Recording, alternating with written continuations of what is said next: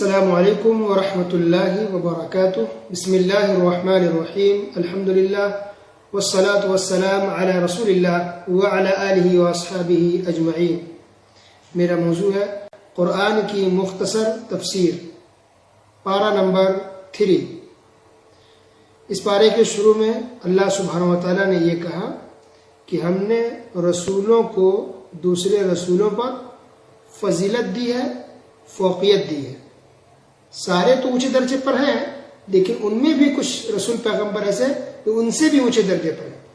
تو تمام رسولوں میں سب سے افضل اور سب سے اونچے مقام پر آخری رسول محمد رسول اللہ صلی اللہ علیہ وسلم ہے.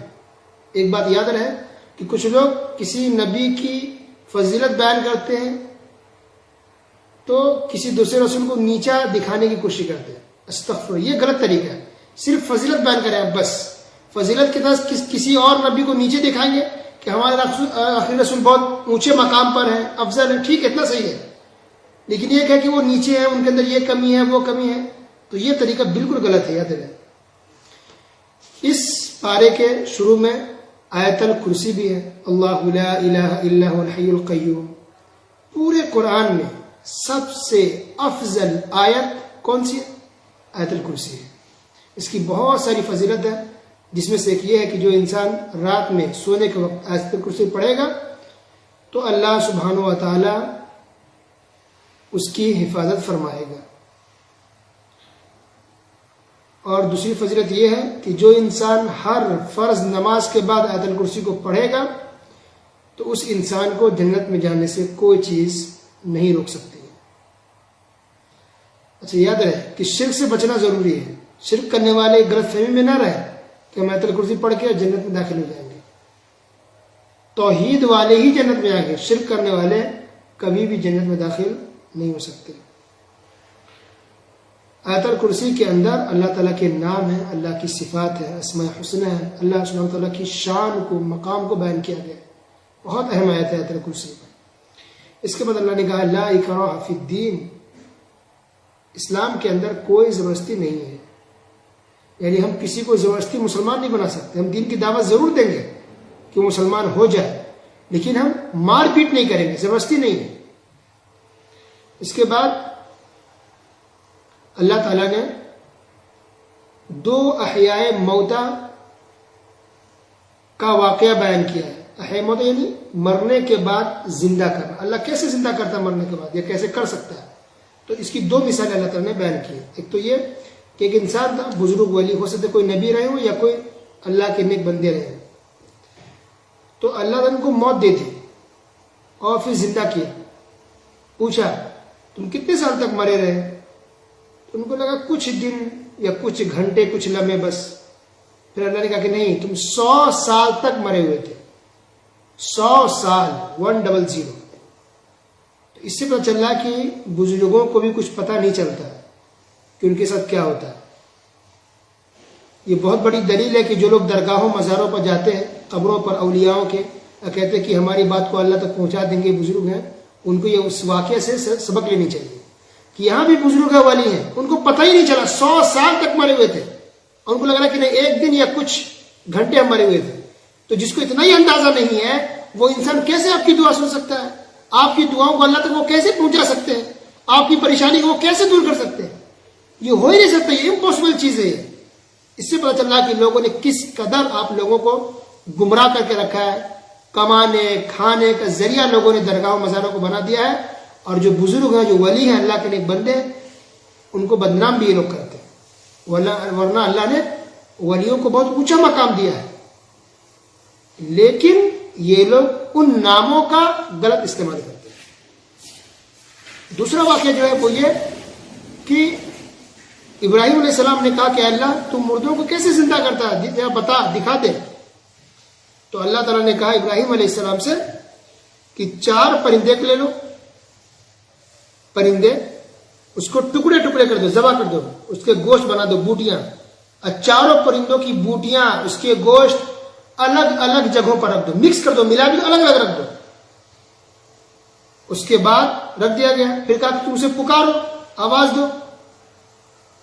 تو آواز دیا گیا تو اللہ کے حکم سے وہ پرندے زندہ ہو کر کے دوڑتے ہوئے آ گئے. یہ ہے اللہ رب العالمین. اللہ کے لیے کوئی مشکل نہیں ہے. تو اس طرح سے ہم سب جب مر جائیں گے تو اللہ دوبارہ زندہ کرے گا قیامت کے دن. اس میں کوئی شک والی بات نہیں ہے. اس کے بعد اللہ تعالیٰ نے صدقہ خیرات کرنے پر ابھارا ہے کہ صدقہ خیرات کیا جائے. مثال دے کے سمجھایا کہ صدقہ خیرات کرنا, اللہ کی راہ میں خرچ کرنا ایسے ہے کہ جیسے کہ ایک دانہ ہو, اس کو زمین میں ڈالا جاتا ہے کھیتی کرنے کے لیے. تو ایک دانے سے بالی نکلتی ہے, 7 بالیاں. ایک دانہ ڈالے اس کے پیڑ ہوں گے. مثلا گیہوں لے لے یا چاول لے لے, دھان جو ڈالتے ہیں, تو 7 بالیاں اس میں نکلتی ہیں. اور پھر اس بالیوں میں سے 100 دانے ہوتے ہیں. تو آپ نے ایک دانہ ڈالا اور ایک سے دیکھیے 100 دانے ہو گئے. تو اسی طرح آپ 1 روپے بھی خرچ کریں گے تو 100 روپے آپ کو ملیں گے. اور اس سے بڑھ کے بھی اللہ تعالیٰ اپنے فضل و کرم سے بہت زیادہ بڑھ کے بھی اجر و ثواب دیتا ہے. یہ سے ہے صدقہ خیرات کی فضیلت اور اس کا اجر و ثواب. اس کے بعد اللہ نے یہ بھی واضح کر دیا کہ تم احسان مت جتلانا اور کسی کو تکلیف مت دینا, کیونکہ احسان جتلانے سے صدقہ قبول نہیں ہوتا ہے. تکلیف دے کر کے صدقہ دینا, مثلا صدقہ آپ نے دے دیا اور آپ اس کو سناتے, کبھی ملاقات ہو گئی 4 آدمی بیٹھا کہتے ارے ہم نے تو آپ کو 100 روپے دیے تھے, ہم نے آپ کو 100 درہم دیے, ہم نے آپ کو دیکھو پچھلے سال 5000 روپے کا ہم نے آپ کو مدد کیا تھا. ٹھیک ہے, یعنی آپ سنا رہے ہیں اس کو اپنی بڑائی کے لیے, اس کو تکلیف دینے کے لیے, اس کو نیچا دکھانے کے لیے, اس کو گرانے کے لیے کہ آپ مہان ہے, وہ کتنا غریب مسکین ہے, مجبور ہے آپ کے سامنے, تو تکلیف پہنچا رہے نا. تو ہو سکتا ہے کہ اس سے آپ کا صدقہ قبول ہی نہ ہو. اللہ اکبر. اس لیے کہتے ہیں کہ ایک ہاتھ سے دے تو دوسرے ہاتھ کو پتہ نہیں چلنا چاہیے. اتنی خاموشی سے آپ دیں, کسی کا اپنی مدد کی چپ ہو جائے. آپ کو 10 جگہ بیان کرنے کی کوئی ضرورت نہیں ہے. اگر بیان کرتے ہیں ریاکاری ہوگی تو آپ کو ثواب نہیں ملے گا. اخلاص کے ساتھ صدقہ کرنے سے ثواب ملتا ہے, چاہے وہ 1 روپیہ ہی کیوں نہ ہو. 1 لاکھ دے دیں, ریاکاری کرے, دکھاوا کرے, شہرت کے لیے دیں, یا احسان جتلا دیں, پریشان کر کے دیں, تو آپ کو کچھ بھی ثواب نہیں ملے گا, بلکہ آپ گنہگار ہو جائیں گے. اس کے بعد اللہ تعالیٰ نے کہا کہ شیطان تم کو فقر و فاقہ کے بارے میں ڈراتا ہے, تم غریب ہو جاؤ گے, مسکین ہو جاؤ گے, اب تمہارا کیا ہوگا. تو انسان ڈر جاتا ہے, ڈر کی وجہ سے انسان گناہ میں پڑ جاتا ہے. تو بہت سے لوگ پیسہ کمانے کے لیے گناہ کرتے ہیں, یعنی بے حیائی کا کوئی کام کرتے ہیں. یہ شیطان کے بہکاوے میں آ کے لوگ کرتے ہیں. ایسا کبھی نہیں کرنا چاہیے. ہم بھوکے رہ جائیں گے لیکن گناہ نہیں کریں گے. ہم بھوکے رہیں, برائی کے کام میں نہیں پڑیں گے. کبھی بھی کسی بھی انسان کو برائی کر کے, گناہ کا کام کر کے کبھی بھی پیسہ نہیں کمانا چاہیے. وہ پیسہ آپ کے لیے حرام تو ہے ہی, اب بہت زیادہ گنہگار ہوں گے, آپ کی آخرت برباد ہو جائے گی. اس کے بعد اللہ تعالیٰ نے سود کا ذکر کیا. سود بیاج بہت خطرناک گناہ ہے. اللہ نے کہا کہ سود یہ حرام ہے, اس کا لینا دینا سب چھوڑ دو. جس نے لین دین کیا توبہ استغفار کرے, اللہ سے معافی مانگے تو اللہ معاف کرنے والا ہے. لیکن سمجھانے کے باوجود, جاننے کے باوجود یہ سود حرام ہے, پھر بھی انسان سودی لین دین میں پڑتا ہے. سود ہے نا, جیسے کوئی گھر خریدا تو لون پہ پیسے اٹھا لیے بینک سے, سود دیتا ہے. کار خریدی, لون اٹھا لیے بینک سے, اس کے بدلے سود بھی اس کو دینا پڑتا ہے.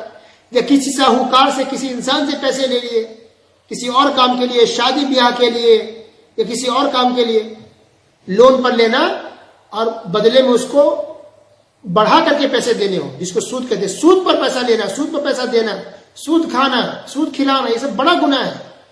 تو سود کھانا کتنا بڑا گناہ ہے. دیکھیے اللہ نے کہا اگر انسان جاننے کے باوجود پھر بھی سودی لین دینا پڑتا ہے, تو دیکھیے سورہ بقرہ آیت نمبر 275, وَمَنْ عَادَ فَأُولَٰئِكَ أَصْحَابُ النَّارِ هُمْ فِيهَا خَالِدُونَ, کہ ایسے لوگ جہنمی ہیں اور ہمیشہ ہمیں جہنم کے اندر رہیں گے. اللہ اکبر. کس کے بارے میں ہو رہا ہے؟ زناکار کے بارے میں یہاں نہیں بات ہو رہی ہے, شرک کرنے والے کے بارے میں یہاں بات نہیں ہو رہی ہے, مرڈر کرنے والوں کے بارے میں یہاں بات نہیں ہو رہی ہے, بلکہ سود کھانے والوں کے لیے بات ہو رہی ہے. یاد رکھیں. تو صرف گناہ صرف شرک نہیں ہے, بلکہ بہت سے ایسے گناہ ہیں جس کی وجہ سے انسان جہنم میں داخل ہوگا.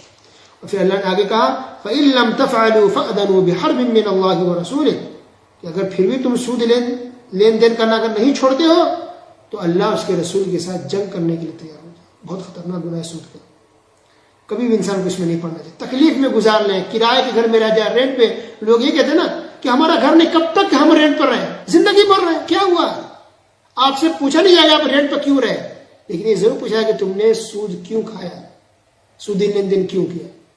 تو حلال کی زندگی تکلیف میں ہو, غربت میں اچھی ہے حرام کھانے سے.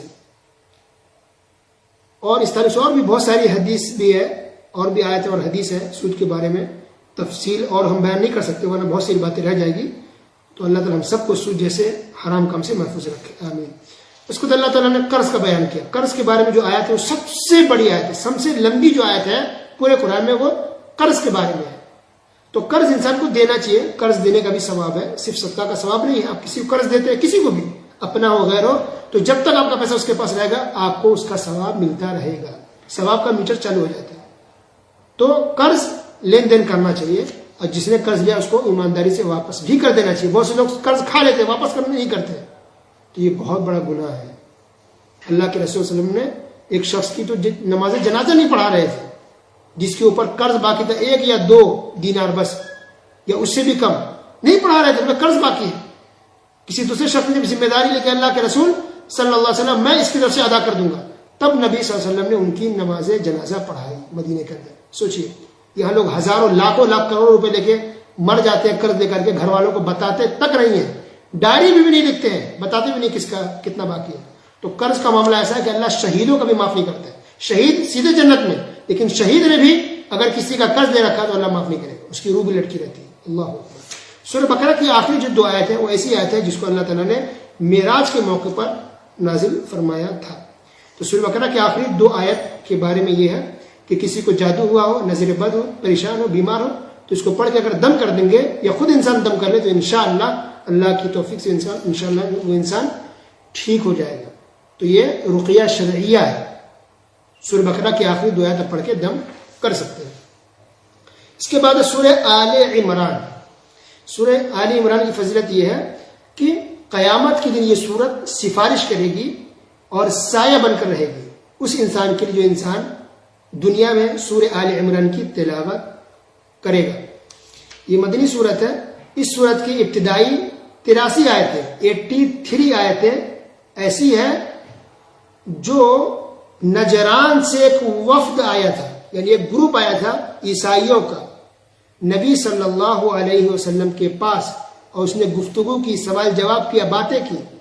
تو اسی پس منظر میں، اسی بیک گراؤنڈ میں اللہ رب العالمین نے سورہ آل عمران کی 83 آیتیں نازل فرمائی، شروع سے آیت نمبر 1 سے لے کے آیت نمبر 83 تک.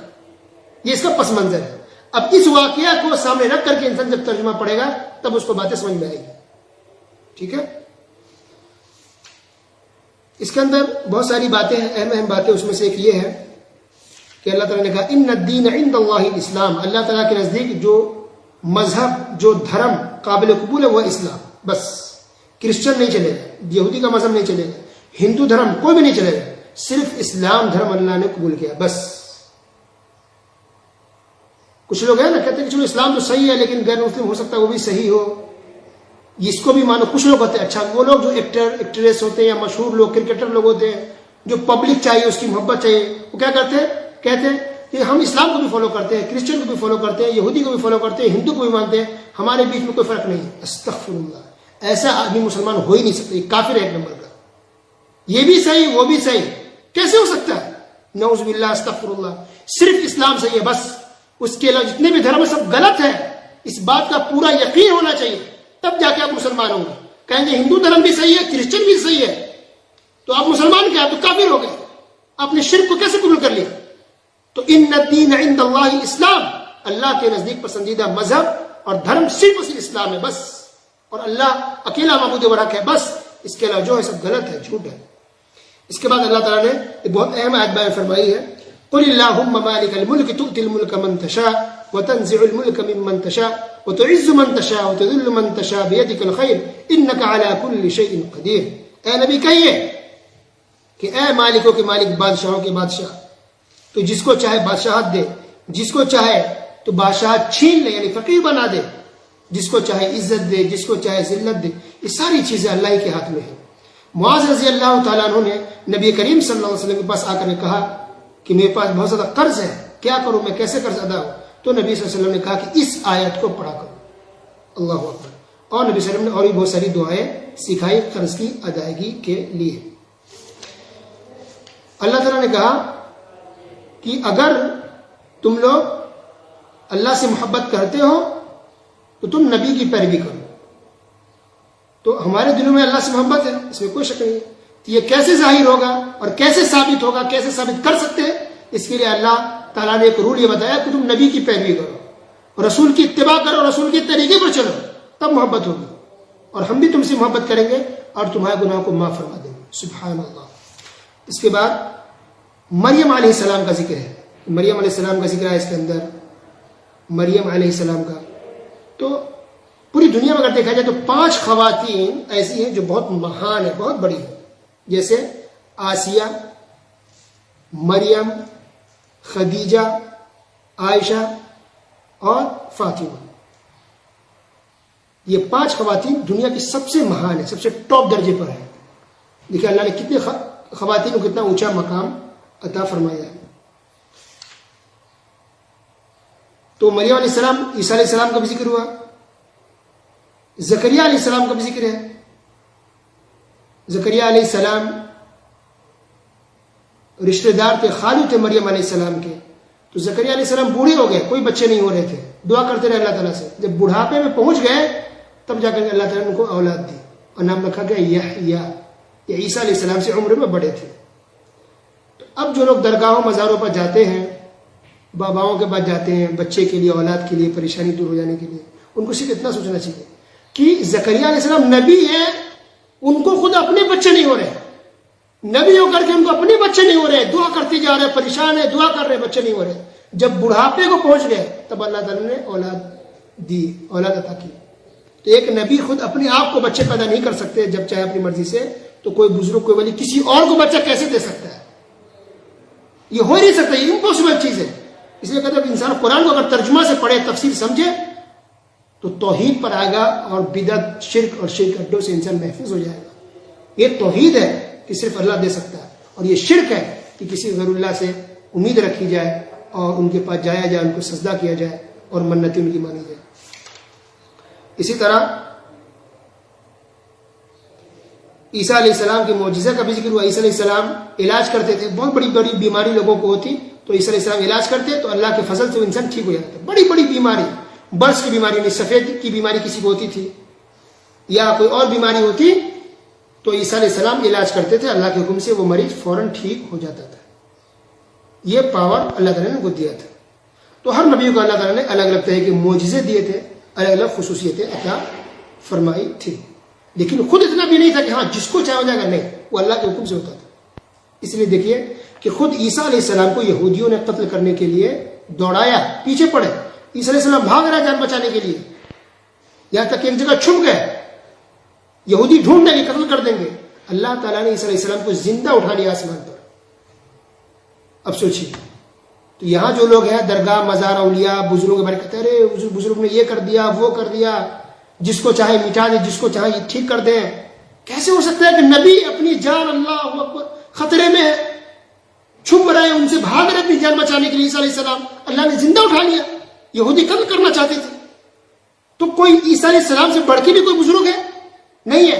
تو پھر کیوں لوگ جاتے ہیں ان سے ایسی امیدیں رکھتے ہیں اور ایسا عقیدہ رکھتے ہیں کہ کوئی بزرگ، کوئی ولی یا علی مدد کا نعرہ جو لگاتے ہیں، یہ شرک ہے کھلا ہوا. یہ توحید کے سراسر خلاف ہے. اللہ نے کسی کے اتنی طاقت رکھی نہیں ہے. اس کے بعد اللہ تعالیٰ نے کہا وَمَن يَبْتَغِ غَيْرَ الْإِسْلَامِ دِينًا فَلَن يُقْبَلَ مِنْهُ، کہ اسلام کے علاوہ اگر کوئی دوسرا دھرم انسان کوئی قبول کرے گا یا اس کی خواہش رکھے گا، اللہ تعالیٰ اس کو قبول نہیں کرے گا. اور جو آخری آیت ہے اس پارے میں، پارہ نمبر 3 کے اندر بہت اہم ہے، جس کے اندر اللہ تعالیٰ نے یہ بیان کیا، آیت نمبر 91، سورہ آل عمران کی بات چل رہی، سورہ آل عمران آیت نمبر 91.